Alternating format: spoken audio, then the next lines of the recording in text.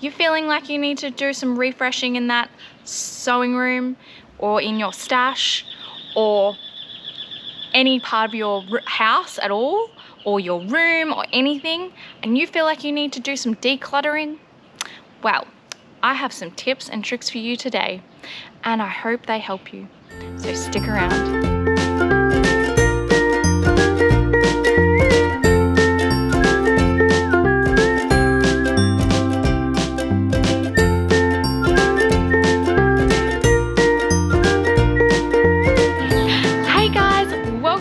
Channel and welcome to a brand new year 2022. Who would have thought we would get here? I know I sure was a bit skeptical at one stage.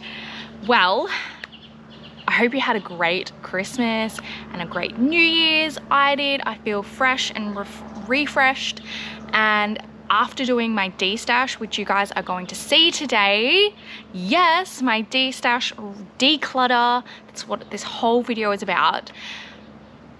I feel amazing. I feel like I'm ready and pumped to do so many projects this year for you guys. So without further ado, let's get into it. So over the Christmas break, I got motivated and I was thinking about things, you know, how like we as human beings, we have this need sort of to have like a start, a middle and end to everything in life. We literally have, you know, the start of the week and the end of the week, the start of the morning and the night and all those sorts of things. So, you know, I find it very symbolic, the whole New Year's thing, and I'm sure most of you do as well. The end of the year, you start fresh for the whole new year in January, and yeah, we reset. So for me to reset, I felt like I needed to do some decluttering. It is something that's been on my list for quite a while. Even sort of mid last year I tried to do it. What I did didn't really fully work, so I decided to redo it again. So today I wanted to give you guys a bit more decluttering, some tips and tricks and how I did it. These tips and tricks literally can be applied to any space. It can be applied to a drawer, it can be applied to a wardrobe, it can be applied to an entire room, an entire house. Maybe not an entire house, but somewhat to an entire house. My first tip is empty the entire space. Pull everything out so you can see what you're working with. This doesn't necessarily mean, say you're working with an entire room, this doesn't mean that you have to pull out all of the furniture as well, if you plan on keeping the furniture. So if you're planning on keeping the furniture in there, just pull out all of the other stuff around it. While you're emptying, this is a little bit of a side note in a way, while you're emptying the entire space, you create two piles. Now, when you're emptying the space, this needs to be a very quick process. So when you're emptying them into two piles, this should be your initial thought. This should be your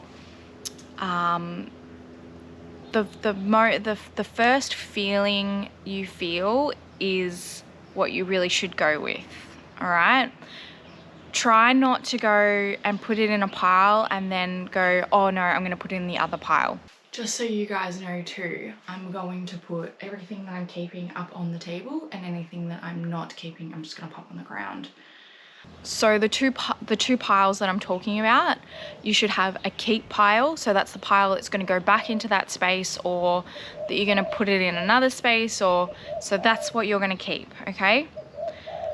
Then your other pile should be the let go pile. So the let go pile will be compiled of donations, selling, and rubbish. Try not to overthink it too much.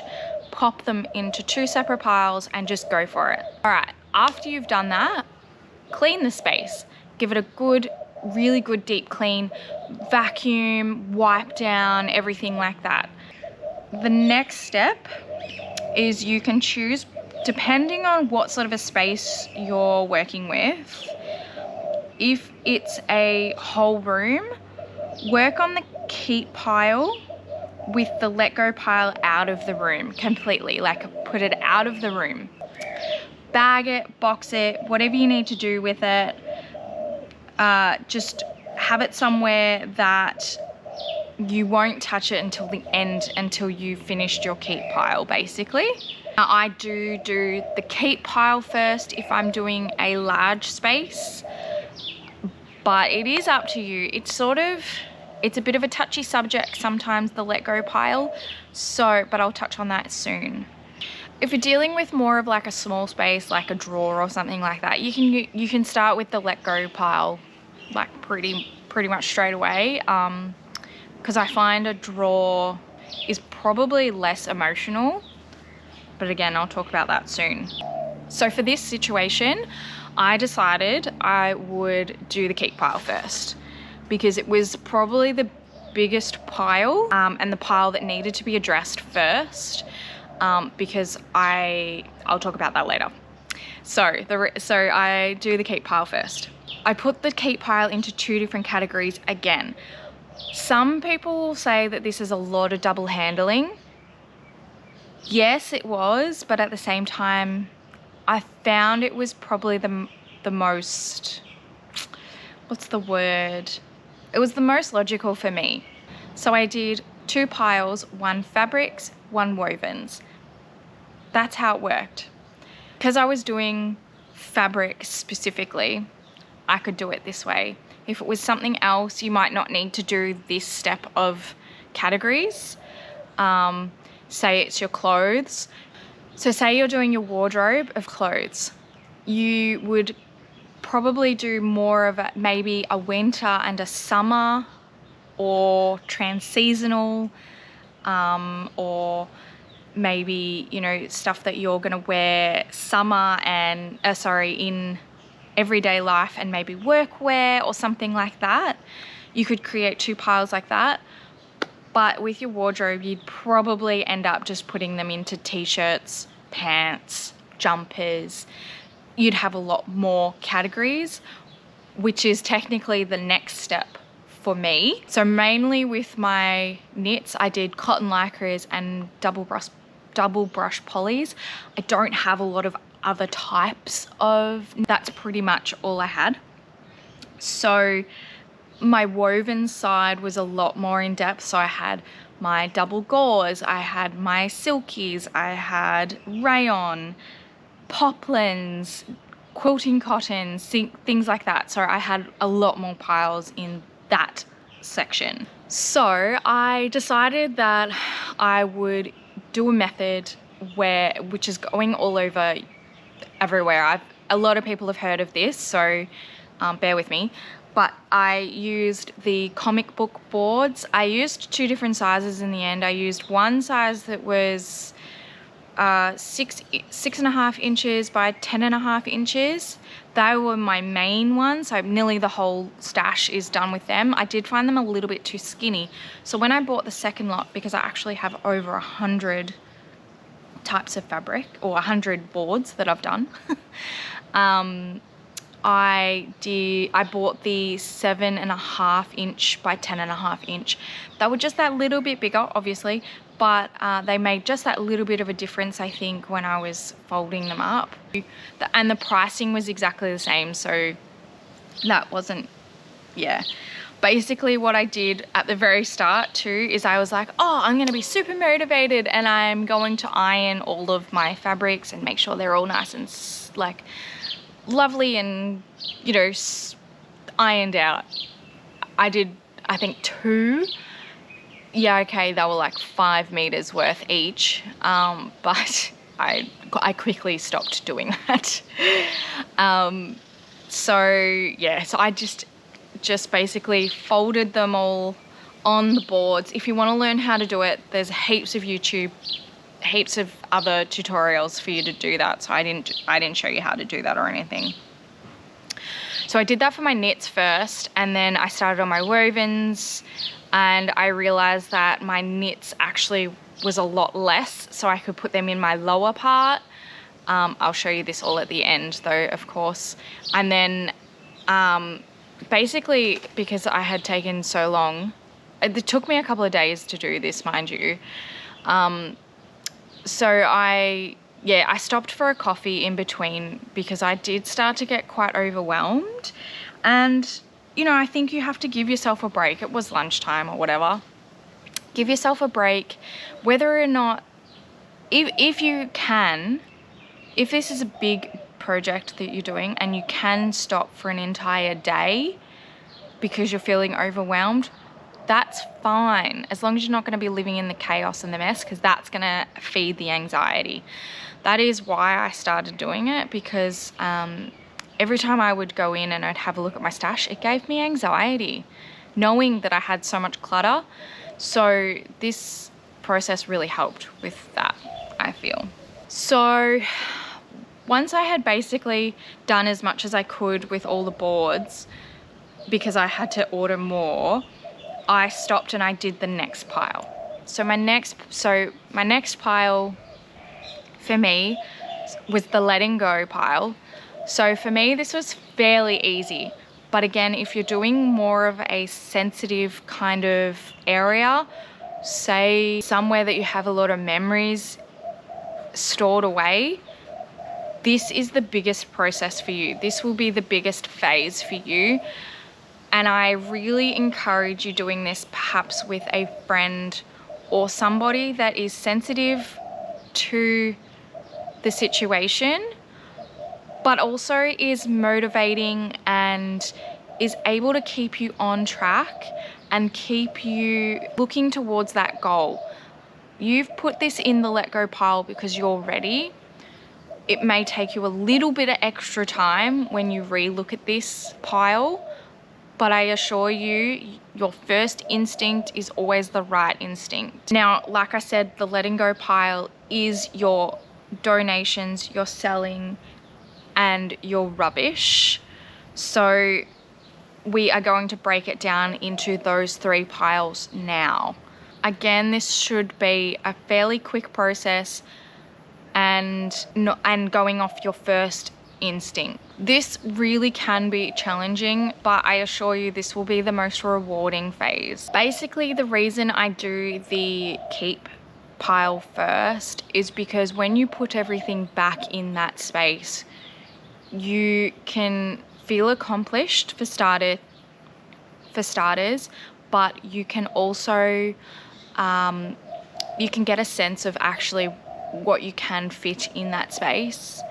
And when you do this letting go phase, you can see clearly that you don't have the space for those items anymore. Also, why I do say to do it with somebody that is sensitive to the situation or a friend is because it's really lovely sometimes to reminisce and talk about the memories that you need to let go, because a lot of the time we're scared that we're going to forget that person perhaps that we're letting go of the memory with.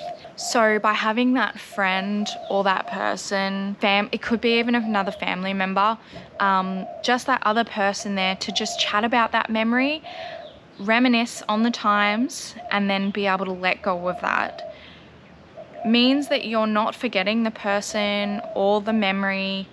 You've passed on that memory. I like to liken this similarly to how the Aboriginals tell their stories.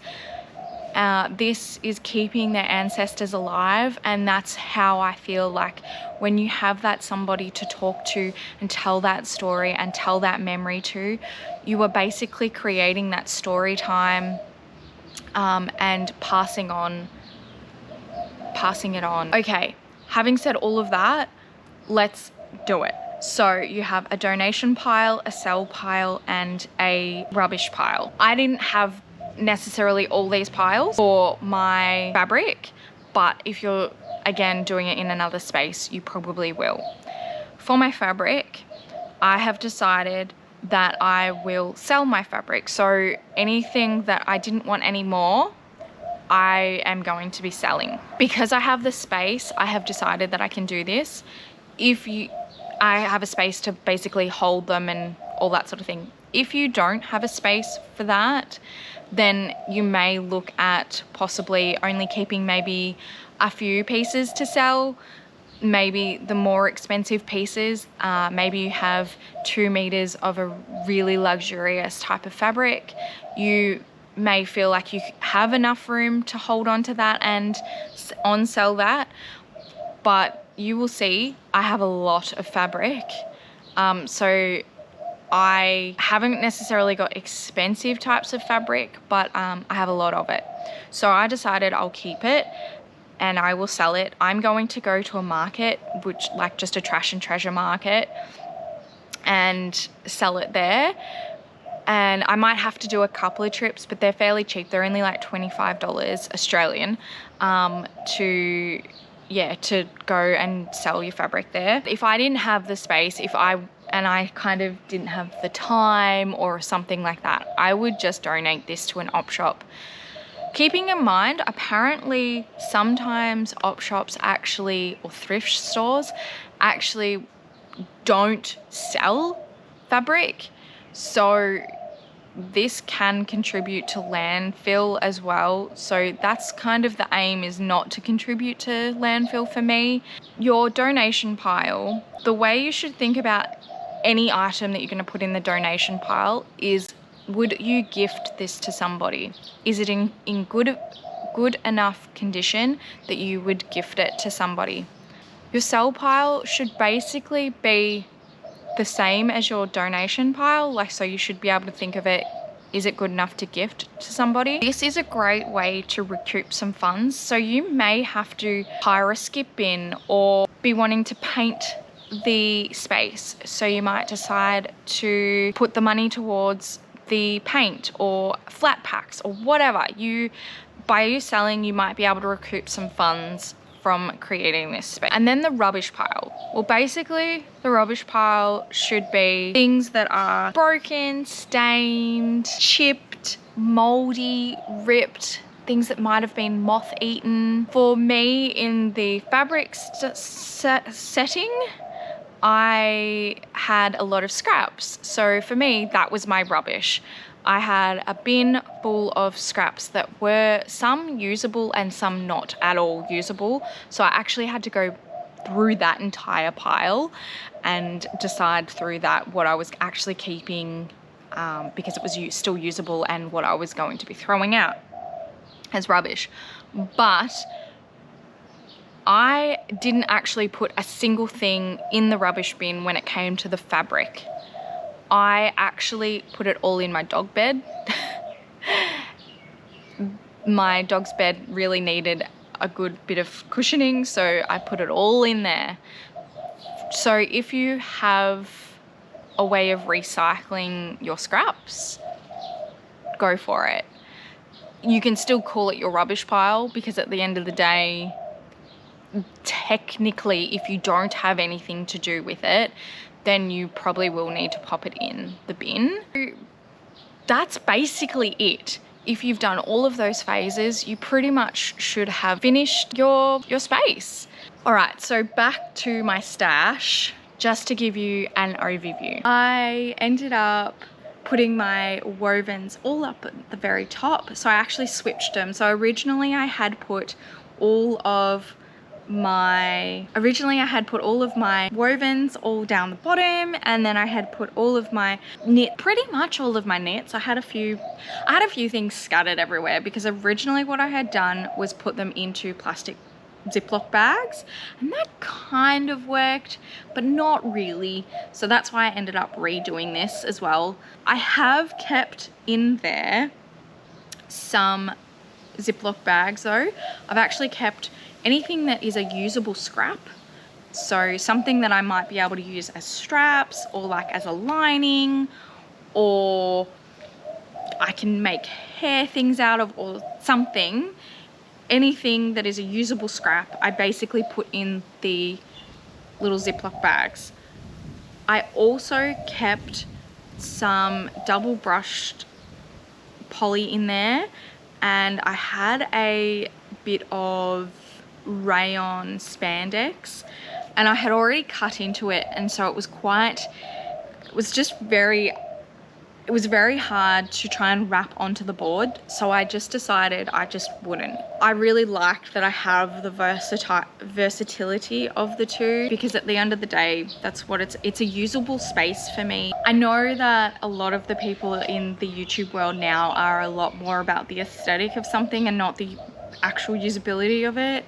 So yeah, I just think, you know, let's be real, guys. I'm trying to bring you guys ideas for your own sake.